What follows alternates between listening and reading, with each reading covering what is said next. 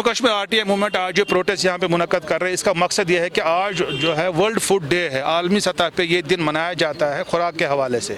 जहाँ तक फूड का मसला है जम्मू कश्मीर में, यहाँ पे जो डिपार्टमेंट है फूड सप्लाईज डिपार्टमेंट, जिसको बोलता है फूड, इसको बोला जाता है food civil supplies and consumer affairs, इसमें बहुत सी धांधलियाँ हो रही हैं और इनके जितने भी राशन स्टोर है, न तो वहाँ पे आपको डिजिटल कंडा मिलता है, न तो वहाँ डिजिटल मशीनें मिलती हैं, न वहाँ पे आपको कोई रेट लिस्ट मिलता है। अब इसमें थोड़ी कार्रवाई की है सरकार ने, खासकर जो इनके सेक्रेटरी हैं मिस्टर सिमरनदीप सिंह, को भी थोड़ा कार्रवाई कर रहे हैं इनके खिलाफ।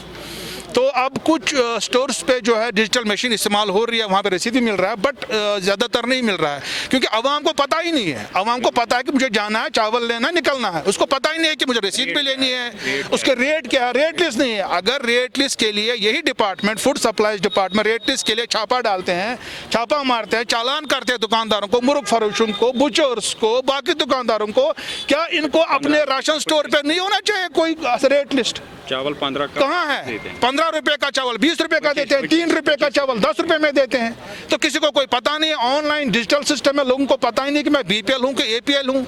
अच्छा, जो बीपीएल हैं बेचारे, जो सही में बीपीएल, उनको बीपीएल राशन कार्ड है ही नहीं, और जिनके पास गाड़ियां हैं, घर में गेस्टेड ऑफिसर्स, उनको बीपीएल राशन कार्ड है।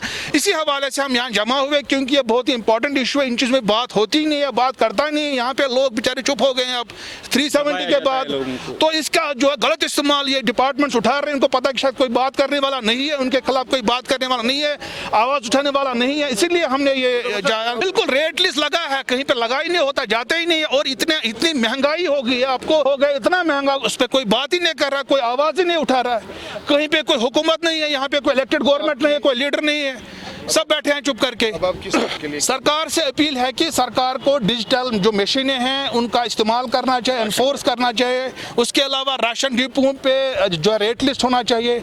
इसके अलावा राशन डिपों पे डिजिटल मशीनें तोलने के लिए जो कंडा होता है वहाँ पे होना चाहिए, डिजिटल होना चाहिए।